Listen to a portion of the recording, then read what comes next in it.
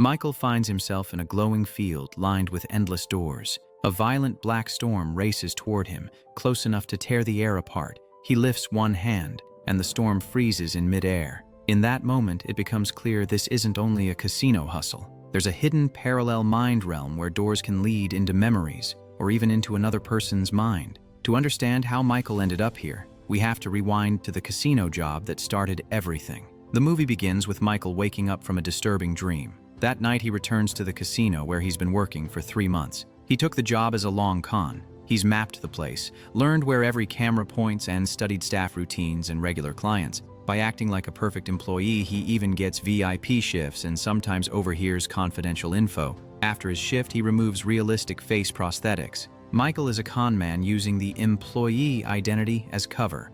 During his 3-month prep, he also planted small devices in different tables and machines. Now, he's ready. He enters in a new disguise and triggers a hidden gadget with his phone, making a shuffling machine spit cards and distract security. While the staff scramble, he goes to another table and uses modified magnetic dice. Because he installed a concealed button earlier, he can force the result and win. Next, he targets a VIP guest. During work, he slipped sleeping medication into the man's drink, so the VIP is out cold. Michael steals the gold pass and changes into the man's expensive clothes. The plan: stir chaos so VIPs get moved into a private room, then walk in as one of them. Michael heads to a service elevator and inserts his own chip into the control panel. An employee arrives carrying a fresh box of cards. Michael plays the role of an annoyed VIP and threatens to complain, so the worker escorts him upstairs. Inside the elevator, Michael stops the lift and cuts the lights using his phone. While the employee panics and calls for help, Michael swaps the casino's card box with one he hid earlier. Then he restores power and enters the VIP room like nothing happened. At the main table sits Alex. Michael puts on special glasses that let him read markings on the rigged cards he brought in. He plays carefully, winning some hands, losing others, so nobody suspects anything, and the bets keep rising. Then everything flips. Without Michael noticing when, his cards change. Feeling confident, he shoves all his winnings into one huge bet. The other players match him.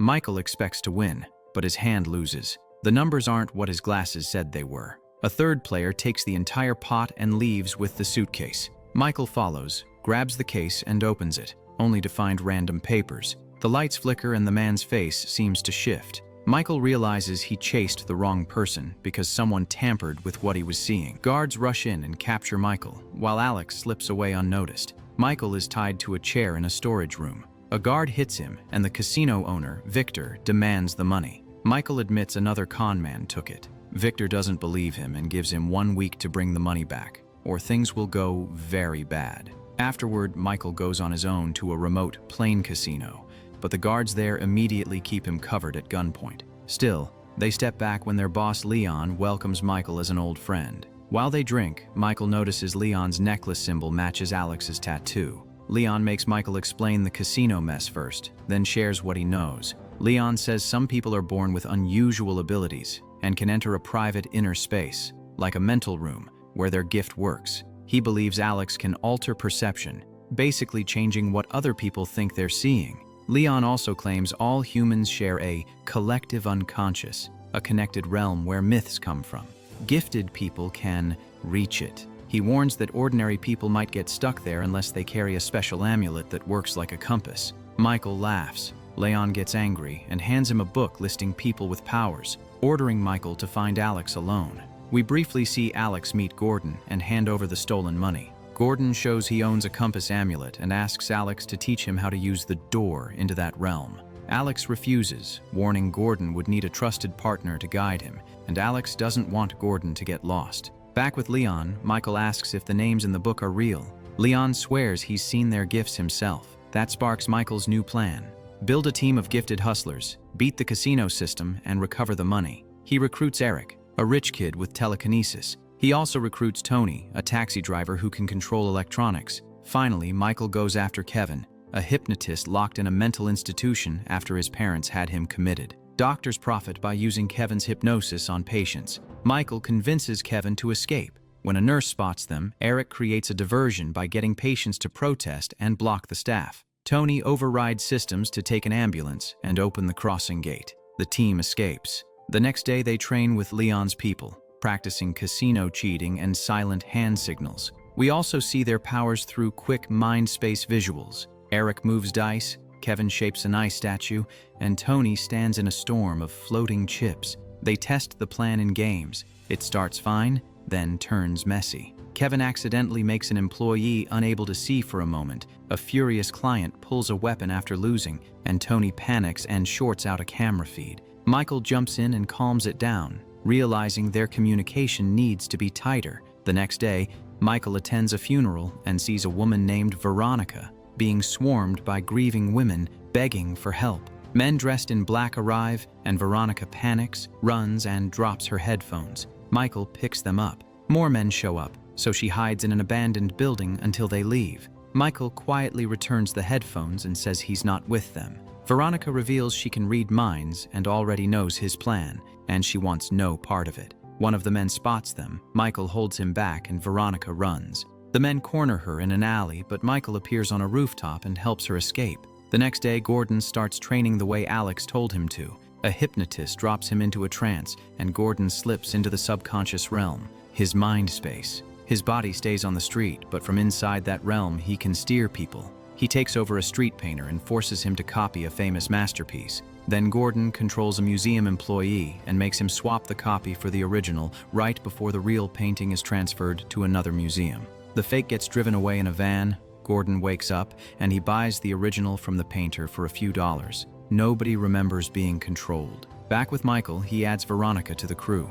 He tells Eric, Tony, and Kevin she can read thoughts and relay them, so they can coordinate without speaking. They test it, right there outside. Veronica enters her subconscious space, a forest. Michael thinks, move the city bell. She sends it to Eric, and Eric moves it. She passes a second idea to Kevin, and two strangers sprint around yelling for help. Tony shorts out lights, sending birds flying.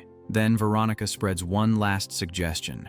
An earthquake is coming. People believe it and flee. Michael explains the plan over drinks. They'll hit Victor's casino under fake identities and arrive separately so it doesn't look like a team. Veronica is the exception. She'll walk in with Michael as his fiancé, staying close so she can keep sending instructions. That means fancy clothes and makeovers first. 2 days later, they move. Inside the casino, Michael plays high roller. Veronica sits beside him, quiet, focused on the mind link. Tony hides at the slots, handling cameras and outcomes. Eric sits among Michael's opponents and deliberately loses, so Michael builds a stack. When Michael has enough, he switches tables. Kevin is already influencing a staff member. Then the plan slips. Eric drinks, gets tired of losing, and starts forcing roulette wins for himself. Worse, he talks out loud to Michael. Tony also overreaches, controlling too many machines at once. Security notices and drags Eric and Tony toward an elevator, but Kevin nudges the guards' minds and they walk away.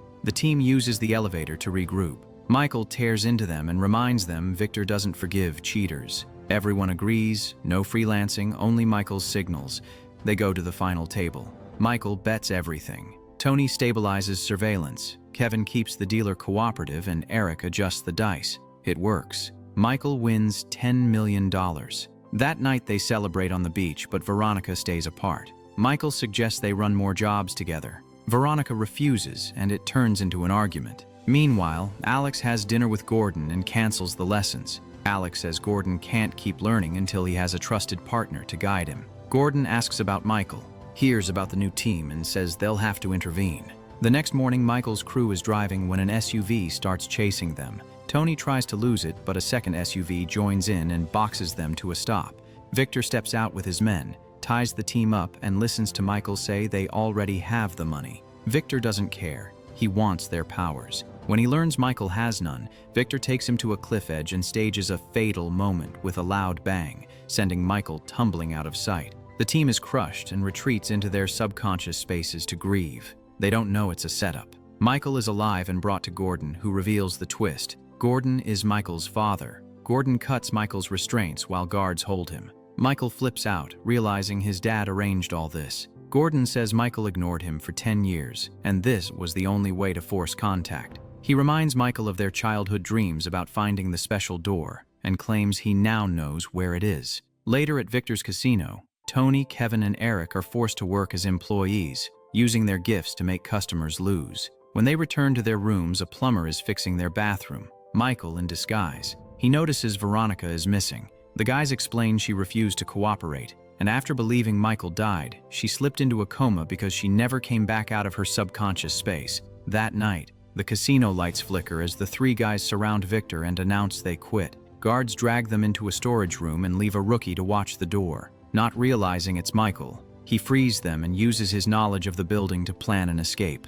Kevin forces a guard to swipe a key card and open an electronic lock. Michael uses a stolen key to trap the elevators in the basement. Ahead is a hallway protected by laser beams. Michael tells the others to handle the lasers while he goes for Veronica. He puts on a mask he hid earlier, drops a guard with a sleep gas canister, and carries an unconscious Veronica out. In the laser corridor, Tony shuts down many beams but can't disable them all. Eric slips through the remaining beams and reaches the casino safe, then forces it open with telekinesis. The lasers dropping triggers an alarm. Guards rush in, but the elevators won't move, and Kevin has a hypnotized employee firing to slow them down. The employee is quickly taken out, yet the delay is enough for the team to dive into the safe area and seal the door as shots hit the outside. Victor orders his men to finish them the second they come out. Inside, Michael says the escape dies unless Veronica wakes up.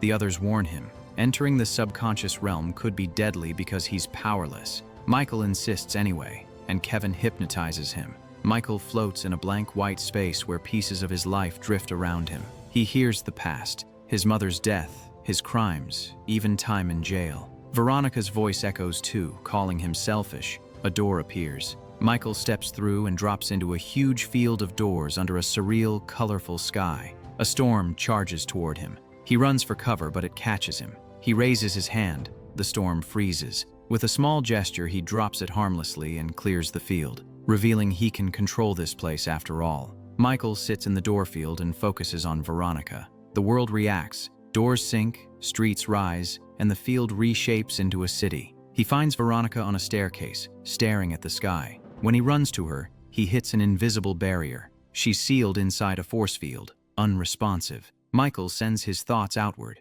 The city collapses into a wasteland, but the barrier stays. Now Veronica can hear him. She says she won't return because no one is waiting for her. Michael tells her he's alive. She doubts him, so he replays the day they met. The chase, the rooftop rescue, and his promise that she's not alone. Veronica reaches out, grabs his hand, and they're pulled back to the field of doors. They kiss once, and Veronica steps through a door, waking up in the safe room. Michael can't follow. It's his first trip here, so he needs another way out. We flash back. Gordon taught Michael about this realm, wanted him as a partner, and gave him a compass to navigate the doors. Back in the field, Alex appears from a doorway. Michael follows as the landscape turns into Victor's casino. They watch the death scene again, and Alex explains the trick. From this realm, you can enter someone's mind and plant an idea. Michael wakes in the safe and tells the team to leave with the money. Tony unlocks the door. Outside, the hall is empty, because Michael already slipped into Victor's mind and made him believe the crew escaped. Victor sent his guards after them, clearing the corridors. The team gets out and meets Alex on the beach. Alex hints at another proposal, and nearby someone sparks fire in their hand, showing there are more people with abilities. 3 months later, Michael agrees to do one job with Gordon. 2 hypnotists send them back into the subconscious space, and the movie ends. It's a Russian heist fantasy where a crew of gifted hustlers can enter a door-filled subconscious realm and mess with perception. Alex derails Michael at first, but the final win comes from Michael planting a belief in Victor's mind. So the guards clear out and the team walks away. It feels like Now You See Me / Ocean's teamwork, mixed with Inception / Doctor Strange style mind world visuals. And honestly, they've got powers that should print unlimited cash. Yet as a team, they still manage to mess it up.